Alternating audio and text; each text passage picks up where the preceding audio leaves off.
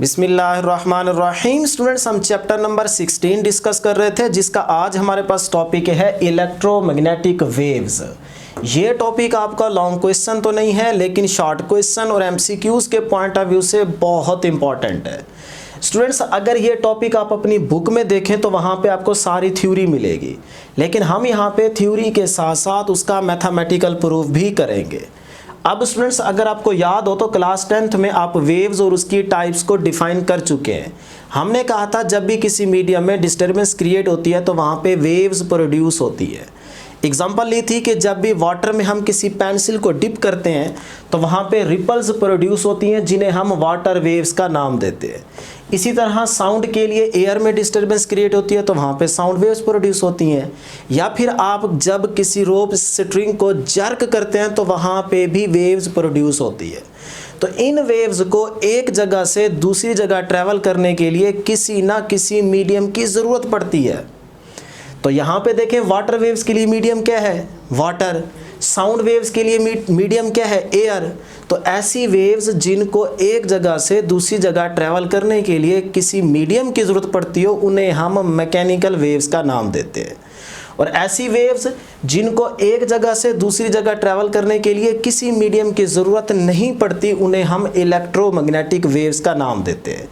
उन्हीं वेव्स को हमने डिफाइन किया हुआ है कि these are the waves which do not require any medium for their propagation is called electromagnetic waves. इसकी एग्जांपल हमने ली है सनलाइट। इसके अलावा भी आप एग्जांपल ले सकते हैं, लेकिन हमने यूज़ की है सनलाइट की एग्जांपल। अब स्टूडेंट्स, इस एग्जांपल को समझिएगा कि अगर हम सन की बात करें, अब सन पे कौन सा प्रोसेस होता है? फ्यूजन प्रोसेस होता है। तो फ्यूजन प्रोसेस की वजह से वहाँ पे बहुत बड़े बड़े धमाके हो रहे होते हैं। क्या उन धमाकों की आवाज़ आपको अर्थ पे सुनाई देती है? बिल्कुल भी नहीं देती। लेकिन स्टूडेंट्स, याद रखिएगा कि उस सन की जो लाइट है वो ज़रूर अर्थ पे पड़ती है। तो अब इस लाइट को सन से अर्थ तक आने के लिए क्या किसी मीडियम की ज़रूरत पड़ेगी? बिल्कुल भी नहीं, क्योंकि सूरज और ज़मीन के बीच सारा वैक्यूम है। तो इसीलिए इस लाइट को यहाँ से यहाँ तक आने के लिए किसी भी मीडियम की ज़रूरत नहीं पड़ती। तो इसीलिए हमने कहा सनलाइट जो है ये एग्जांपल है इलेक्ट्रोमैग्नेटिक वेव्स की। क्या इसके अलावा भी हम कुछ एग्जांपल्स और डिस्कस कर सकते हैं? जी बिल्कुल। अगर स्टूडेंट्स हम विजिबल की बात करें कि जो हमारे पास लाइट है, इसको जब हम प्रिज्म में से पास करते हैं तो प्रिज्म में पास करने के बाद यही लाइट डिफरेंट 7 कलर्स में डिस्पर्स हो जाती है। वो कलर 7 कौन से हैं? Violet, indigo, blue, green, yellow, orange और लास्ट में क्या है जी? रेड। तो ये भी हमारे पास इलेक्ट्रोमैग्नेटिक वेव्स हैं। लेकिन कुछ ऐसी भी इलेक्ट्रोमैग्नेटिक वेव्स होती हैं जो हमें नज़र नहीं आती, लेकिन वो इलेक्ट्रोमैग्नेटिक वेव्स होती ज़रूर है, जिसमें हमारे पास रेडियो वेव्स है, माइक्रोवेव्स है। ये माइक्रोवेव्स जब आप खाना गर्म करते हैं ओवन में तो वहाँ पे जो वेव्स यूज़ हो रही होती हैं वो हमारे पास माइक्रोवेव्स होती है। इसी तरह हमारे पास इंफ्रारेड है, जो आपका बॉडी है ये जो हीट जनरेट करता है वो भी हमारे पास इंफ्रारेड होती है। या इसके अलावा जो आपके टीवी का रिमोट होता है उसके आगे LED लगी होती है ना, तो उससे जो लाइट इमिट हो रही होती है, जिससे आप चैनल चेंज कर रहे होते हैं, हो भी रहे होते हैं, तो वो लाइट हमें नजर नहीं आती। वो कौन सी होती है? इंफ्रारेड। ठीक है। इसके अलावा अल्ट्रावायलेट की अगर हम बात करें तो यहाँ पे लाइट के अंदर बहुत ख़तरनाक भी हमारे पास कुछ वेव्स होती हैं जिन्हें हम अल्ट्रावायलेट रेज का नाम देते हैं। उससे आगे एक्स रेज और गैमा रेज आप जानते हैं। तो ये जो हमारे पास सारी इलेक्ट्रोमैग्नेटिक वेव्स हैं, इन्हें हम इलेक्ट्रोमैग्नेटिक स्पेक्ट्रम का नाम देते हैं। यहाँ पे हमने इनको वर्टिकली शो किया हुआ है, लेकिन अगर आप बुक में देखेंगे तो स्टूडेंट्स आपको बुक में ये हॉरिजेंटली शो करके दिखाया गया है यहाँ पे। ठीक है जी। तो यहाँ पे हॉरिजेंटल आप याद रखना चाहें तो कर सकते हैं, यहाँ पे जगह कम थी तो मैंने इनको वर्टिकली शो किया हुआ है। तो अब स्टूडेंट्स, इनकी जो तरतीब आपने याद रखनी है, पहले रेडियो वेव्स, फिर माइक्रोवेव्स, फिर इंफ्रारेड, फिर विजिबल के अंदर ये कलर नेम, और फिर उसके बाद अल्ट्रावायलेट, एक्सरेज और गामा रेज। तो ये तरतीब अक्सर स्टूडेंट्स को भूल जाती है। तो हमने क्या करना है, यहाँ पे एक सेंटेंस याद रखना है। रोनाल्ड मैकडोनल्ड एक बंदे का नाम है। Ronald McDonald is very ugly except Gary. क्या मतलब कि रोनाल्ड मैकडोनल्ड ने बहुत बदसूरत गैरी को कबूल किया। अगर ये सेंटेंस आप याद रखेंगे तो ये तरतीब आपको भूलेगी नहीं। अब इसमें जो कैपिटल वर्ड हैं उनको आपने याद रखना है। देखें, R से रेडियो वेव, M से माइक्रोवेव, I से इंफ्रारेड, V से विजिबल वाली आ जाएंगे सारे कलर, उसके बाद U से अल्ट्रावायलेट और E स्मॉल है, आगे X कैपिटल है तो X से आ जाएगी एक्स रेज और लास्ट में G है तो आ जाएगी गामा रेज। तो यहाँ पे कितनी टाइप्स हैं टोटल? 7 टाइप्स है। याद रखिएगा ये MCQ बन सकता है। टोटल कितनी टाइप्स है यहाँ पे? 7 टाइप्स है। तो इस तरह अगर ये सेंटेंस आप याद रखेंगे तो ये आपको याद रहेंगे, फिर इसका फ़ायदा आपको चैप्टर 19, 20 और 21 में होगा। तो ये सेंटेंस आपने याद रखना है। अब उसमें थोड़ा सा अगर आप गौर करें, जब हम वाटर वेव्स की बात कर रहे थे और साउंड वेव्स की बात कर रहे थे, तो यहाँ पे वाटर वेव्स को जनरेट करने के लिए क्या चीज़ ओसिलेट कर रही थी?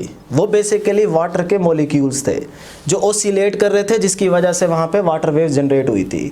इसी तरह साउंड वेव्स के लिए क्या चीज़ ओसिलेट कर रही थी? एयर के पार्टिकल्स। एयर के पार्टिकल्स जब वाइब्रेट कर रहे थे तो उसकी वजह से यहाँ पे साउंड वेव्स जनरेट हुई थी। इसी तरह इलेक्ट्रोमैग्नेटिक वेव्स में क्या चीज़ ओसिलेट करती है कि जिसकी वजह से इलेक्ट्रोमैग्नेटिक वेव्स जनरेट होती हैं। ये है अब हमारा टारगेट, इसको आपने अपने जहन में रखना है। इलेक्ट्रोमैग्नेटिक वेव्स में क्या चीज़ ओसिलेट करती है? तो याद रखिएगा, इलेक्ट्रोमैग्नेटिक वेव में जो चीज़ ओसिलेट करती है वो है इलेक्ट्रिक फील्ड और मैग्नेटिक फील्ड। क्या है? इलेक्ट्रिक फील्ड और मैग्नेटिक फील्ड। ये बात आपकी बुक ने भी मेंशन की हुई है। अब उसमें से इसको आपने याद कैसे रखना है कि देखें, मैग्नेटिक फील्ड को चेंज करने से चेंजिंग इलेक्ट्रिक फील्ड पैदा होता है, या चेंजिंग इलेक्ट्रिक फील्ड ज़रूर होगा वहाँ पे, या फिर चेंजिंग ऑफ इलेक्ट्रिक फील्ड, यानी कि इलेक्ट्रिक फील्ड को चेंज करने से ज़रूर वहाँ पे चेंजिंग मैग्नेटिक फील्ड भी होगा। ये बात आपने याद रखनी है। तो यहाँ पे मैंने ब्लू कलर से यहाँ पे मैग्नेटिक फील्ड को शो किया हुआ है। तो यहाँ पे देखें एरो का साइज आहिस्ता आहिस्ता बढ़ता जा रहा है, यानी कि मैं बी को चेंज कर रहा हूँ। तो बी को चेंज करने से वहाँ पे इलेक्ट्रिक फील्ड ज़रूर होगा। Changing electric field, changing electric field बोलना है आपने, सिर्फ इलेक्ट्रिक फील्ड नहीं बोलना। अच्छा, यहाँ पे देखें, इसको मैंने अब इलेक्ट्रिक फील्ड कंसीडर कर लिया है, तो इलेक्ट्रिक फील्ड को चेंज करने से वहाँ पे चेंजिंग मैग्नेटिक फील्ड भी होगा। ये बात आपने याद रखनी है। इसी बात को बुक वालों ने वर्डिंग के अंदर कुछ इस तरह से मेंशन किया है। कैसे? कि changing of magnetic flux creates electric field and changing of electric flux creates magnetic field. अब ये बात बुक वालों ने पैराग्राफ के अंदर वर्डिंग में यहाँ पे मेंशन कर दी है। यहाँ पे आप देखिएगा अपनी बुक पे, changing magnetic flux creates an electric field and changing electric flux creates magnetic field. यही स्टूडेंट्स हमने प्रूफ करना है। यहाँ पे आपकी बुक में कोई मैथमेटिकल प्रूफ नहीं है, लेकिन इसी बात को हम यहाँ पे मैथमेटिकली प्रूफ करेंगे। ठीक हो गया? ताकि ये टॉपिक आपको आसान लगे। अब स्टूडेंट्स बड़ी इंपॉर्टेंट जो बात है समझने वाली वो ये है और गौर करने वाली कि भाई इस इलेक्ट्रिक फील्ड को चेंज कैसे करें। देखें, अगर हमारे पास पहला केस चार्ज रेस्ट पे हो तो उसके अराउंड जो इलेक्ट्रिक फील्ड होगा वो तो कांस्टेंट होगा, यूनिफॉर्म होगा। तो उसको हमने क्या करना है? चेंज करना है। तो इसका मतलब पहली शर्त तो जो चार्ज रेस्ट पे है ये हमने लेनी नहीं है। ये केस हम डिस्कस नहीं कर सकते, क्योंकि अगर चार्ज रेस्ट पे होगा तो इलेक्ट्रिक फील्ड चेंज नहीं हो सकता। अगर इलेक्ट्रिक फील्ड चेंज नहीं होगा तो वहाँ पे चेंजिंग मैग्नेटिक फील्ड भी नहीं होगा। अब अगर चार्ज को हम यूनिफॉर्मली ऑसिलेट करवाएं तब इलेक्ट्रिक फील्ड तो चेंज होगा, लेकिन जो उसके रिजल्ट से मैग्नेटिक फील्ड पैदा होगा वो कांस्टेंट होगा। ये भी हम नहीं कर सकते। थर्ड केस है जी, चार्ज को हम ऑसिलेट इस तरह से करवाएं कि जो ऑसिलेशन है वो आहिस्ता आहिस्ता इंक्रीज होते होते मैक्सिमम हो जाए, फिर मैक्सिमम के बाद वो ऑसिलेशन चार्जेस की डिक्रीज होते होते ज़ीरो हो जाए, फिर अपोजिट डायरेक्शन में वो ऑसिलेशन चार्जेस की आहिस्ता आहिस्ता इंक्रीज होते होते मैक्सिमम हो जाए, फिर मैक्सिमम के बाद आहिस्ता आहिस्ता डिक्रीज होते होते ज़ीरो हो जाए। इस तरह से अगर चार्जेस की ऑसिलेशन हो तो वहाँ पे इलेक्ट्रिक फील्ड चेंज हो रहा होगा, और उस इलेक्ट्रिक फील्ड के चेंज होने से वहाँ पे चेंजिंग मैग्नेटिक फील्ड भी होगा। यही है हमारा टारगेट। तो उसी चीज़ को हमने यहाँ पे एक्सप्लेन किया हुआ है आपके लिए कि देखें स्टूडेंट्स कि यहाँ पे आहिस्ता आहिस्ता इलेक्ट्रिक फील्ड क्या हो रहा है? इंक्रीज हो रहा है। देखें ना, चार्जेस की ऑसिलेशन देखें, ऐसे चार्ज ऑसिलेट कर रहे हैं।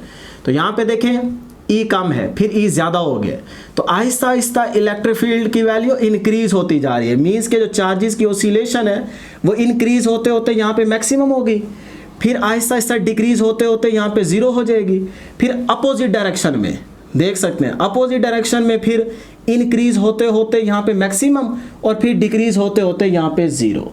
तो इस तरह यहाँ पे आप देख सकते हैं कि चार्जेस की जो ऑसिलेशन है यहाँ से इलेक्ट्रिक फील्ड क्या हो रहा है? चेंज हो रहा है। तो इस इलेक्ट्रिक फील्ड के चेंज होने से यहाँ मैग्नेटिक फील्ड भी या चेंजिंग मैग्नेटिक फील्ड भी होगा। उसी चीज़ को हमने यहाँ पे शो किया हुआ है वेक्टर की फॉर्म में। ठीक है, ये जो आपके पास वेव पैटर्न शो किया गया ये इसी का है।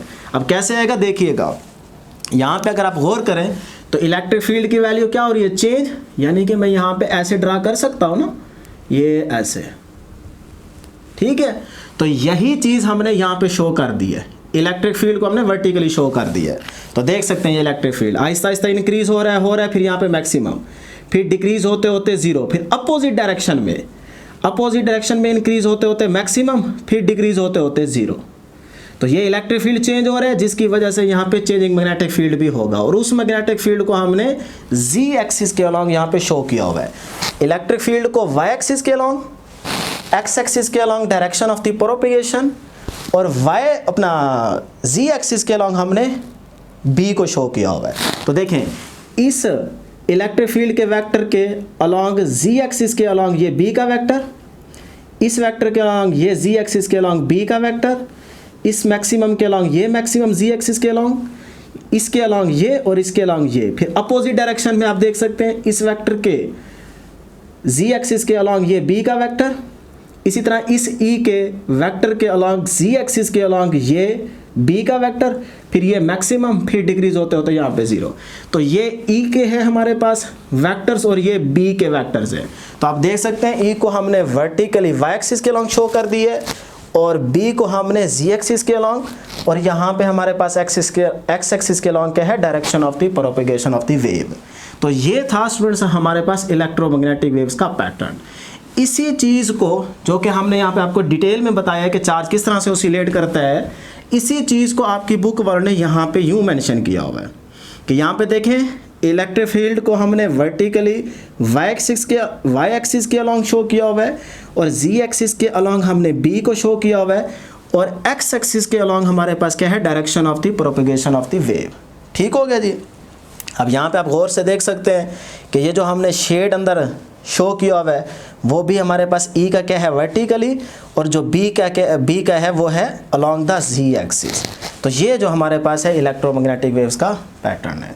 अब स्टूडेंट्स यहाँ पे जो इम्पोर्टेंट एमसीक्यूज बनेगा वो ये है कि यहाँ पे ई, बी और डायरेक्शन ऑफ द प्रोपेगेशन ये क्या हैं जी, are mutually perpendicular to each other. Perpendicular to each other की जगह आप ऑर्थोगोनल भी बोल सकते हैं, वो उसका मतलब ये होता है कि ये तीनों आपस में क्या हैं, परपेंडिकुलर है। तो ये बड़ा इंपॉर्टेंट पॉइंट है कि ई और बी भी आपस में परपेंडिकुलर हैं। ई, बी और डायरेक्शन ऑफ द प्रोपेगेशन ये तीनों आपस में क्या हैं, mutually perpendicular to each other. Clear हो गया जी। अब हम स्टूडेंट्स बात करते हैं स्पीड ऑफ साउंड की, कि मैक्सवेल के अकॉर्डिंग जो स्पीड ऑफ साउंड की इक्वेशन है वो ये है, c = 1/√μ0 इंटू एप्सिलॉन नॉट। तो एप्सिलॉन नॉट की वैल्यू आप चैप्टर नंबर 2 में डिस्कस कर चुके हैं, म्यू नॉट की वैल्यू आप चैप्टर 14 में पढ़ के आ चुके हैं। तो दोनों की वैल्यूज़ यहाँ पे पुट करें, स्क्वायर रूट लें और 1 पे डिवाइड करें तो आपके पास आंसर आता है 3 × 10⁸ मीटर पर सेकेंड। तो ये मैक्सवेल के अकॉर्डिंग ये इक्वेशन यूज़ करते हुए हमारे पास स्पीड की वैल्यू आ गई। अब ये स्पीड की वैल्यू इन सारी इलेक्ट्रोमैग्नेटिक वेव्स के लिए क्या रहेगी, कांस्टेंट रहेगी। लेकिन वो कांस्टेंट वैल्यू उस टाइम होगी जब ये सारे की सारी आप वेव डिस्कस कर रहे होंगे इन वैक्यूम। तो इन वैक्यूम ये इन सारों के लिए c की वैल्यू कांस्टेंट रहेगी। अगर आप मीडियम चेंज करते हैं तो फिर वैल्यू भी चेंज होती जाएगी। इन वैक्यूम इन सारों के लिए c की वैल्यू कांस्टेंट रहेगी। ठीक हो गया। अब स्टूडेंट्स अगर c की वैल्यू इन सारों के लिए कांस्टेंट है तो फिर ये तरतीब यहाँ पे याद रखने की ज़रूरत क्यों पड़ रही है। हम सारों की जगह एक ही वेव ले लेते या इलेक्ट्रोमैग्नेटिक वेव को डिस्कस कर लेते, तो ये क्या चक्कर चल गया। तो अब स्टूडेंट्स याद रखिएगा यहाँ पे स्पीड इन वैक्यूम सेम रहेगी, लेकिन जो चीज़ चेंज होने वाली है वो है फ्रीक्वेंसी और वेवलेंथ, कि यहाँ पे फ्रीक्वेंसी और वेवलेंथ जो है वो चेंज हो रही है इन सारों की। तो यहाँ पे अगर आप देखेंगे तो ये एमसीक्यूज भी बनेगा। तो यहाँ पे देखें वेवलेंथ और यहाँ पे देखें फ्रीक्वेंसी। तो फ्रीक्वेंसी इंक्रीज हो रही है अगर आप यहाँ से यहाँ चलेंगे बुक के अकॉर्डिंग, और वेवलेंथ क्या होती जा रही है, डिक्रीज। लेकिन हम यहाँ पे कैसे याद रखेंगे, हमने क्योंकि वर्टिकली शो किया हुआ है तो याद रखिएगा जब हम नीचे से ऊपर जाएंगे, नीचे से ऊपर जा रहे होंगे तो नीचे से ऊपर जाते वक्त आपकी जो फ्रीक्वेंसी होगी वो इंक्रीज़ करेगी और जो वेवलेंथ होगी वो डिक्रीज़ करती जाएगी। ये चीज़ आपने याद रखनी है। तो ये था इन सारों में फ़र्क कि फ्रीक्वेंसी और वेवलेंथ का चेंज है। अब स्टूडेंट्स ये तो सारी वो डिस्कशन थी जो हम बुक के अकॉर्डिंग कर चुके हैं, टॉपिक हमारा कंप्लीट हो चुका है। लेकिन अब हम मैथमेटिकली ये बात प्रूव करते हैं कि change of magnetic flux creates electric field, change of electric flux creates magnetic field. इन दो बातों को हम मैथमेटिकली प्रूव करते हैं। तो यहाँ पे मैथमेटिकल देखिएगा कि इसमें सबसे पहले हम ये equation according to Faraday's law जानते हैं, E is equal to delta phi M over delta T, equation number 1। इसी तरह हम E is equal to work over charge, E की जगह V था ना पोटेंशियल का फार्मूला, तो उसकी जगह हमने E लिख दिया है, EMF। तो वर्क ओवर चार्ज होता है, वर्क की जगह F डॉट D लिख सकते हैं, चार्ज वैसे का वैसे। F ओवर Q किसके इक्वल होता है, इलेक्ट्रिक फील्ड इंटेंसिटी E की इक्वल होता है, तो यहाँ पे मैंने E लिख दिया और ये वाला D वैसे का वैसे। अब D यहाँ पे डिस्टेंस है सर्कमफ्रेंस के इक्वल होगा, 2 पाई R बन जाएगा, तो E वैसे D की जगह आ जाएगा 2 पाई R। ये बन गई इक्वेशन नंबर 2। अब स्टूडेंट्स इक्वेशन 2 और इक्वेशन 1 में देखें लेफ्ट साइड क्या है, एक जैसी, इक्वल, तो राइट साइड भी एक दूसरे के क्या होंगी, इक्वल। तो हमने दोनों को राइट साइड्स को इक्वल कर दिया। तो यहाँ पे देखें E इंटू 2 पाई R ये वाली साइड आ गई और ये वाली साइड यहाँ पे आ गई। तो अब हमें चाहिए यहाँ से E, तो E अपनी जगह पे 2 पाई R कांस्टेंट है, उधर जाके डिवाइड हो जाएगी ये वैल्यू, तो 1 ओवर 2 पाई R इनटू ये वाली वैसे की वैसे आ गई। अब यहाँ पे गौर करें 1 ओवर 2 पाई R कांस्टेंट है, तो यहाँ पे अगर ये वाली चीज़ कांस्टेंट है तो ये चीज़ ज़रा गौर से देखें, change of magnetic flux del over delta T का मतलब यही है ना, रेट ऑफ चेंज। तो चेंज ऑफ या rate of change of magnetic flux क्या क्रिएट कर रहा है, इलेक्ट्रिक फील्ड। तो ये बात प्रूफ हो गई कि चेंज ऑफ मैग्नेटिक फ्लक्स क्या पैदा करता है, इलेक्ट्रिक फील्ड। तो यहाँ से ये बात प्रूफ हो गई। इसी तरह अब हम ये सेकंड वाली बात को प्रूव करते हैं यहाँ पे कि इलेक्ट्रिक फ्लक्स का हम फार्मूला जानते हैं 1 over epsilon not into Q, यानी कि Q over epsilon not electric flux का। तो यहाँ पे 1 ओवर एप्सिलॉन नॉट कॉन्स्टेंट है, ये वाला Q और ये वाला इलेक्ट्रिक फ्लक्स, यहाँ पे हम डेरिवेटिव अप्लाई कर देते हैं विद रिस्पेक्ट टू टाइम। तो यहाँ पे भी डेरिवेटिव d ओवर dt, यहाँ पे भी Q पे डेरिवेटिव d ओवर dt। अब स्टूडेंट्स ये वैसे का वैसे 1 ओवर एप्सिलॉन नॉट कांस्टेंट है, वैसे रहेगा, dq ओवर dt क्या बन जाएगा, I करंट बन जाएगा ना, I is equal to del Q over delta T होता है, या आप डेल की जगह D भी लिख सकते हैं, ठीक है, मैथ में फ़र्क नहीं पड़ता। तो dq ओवर dt की जगह हम I लिख सकते हैं। अब ये जो I है इसको हम कैलकुलेट करेंगे उस फार्मूले से, B is equal to mu naught I over 2 pi R, Ampere's law के फार्मूले से। तो वहाँ से अगर I कैलकुलेट करेंगे तो I आएगा 2 pi R B over mu naught के इक्वल। तो इस I की जगह हमने ये वैल्यू लिख दी, ठीक हो गया जी।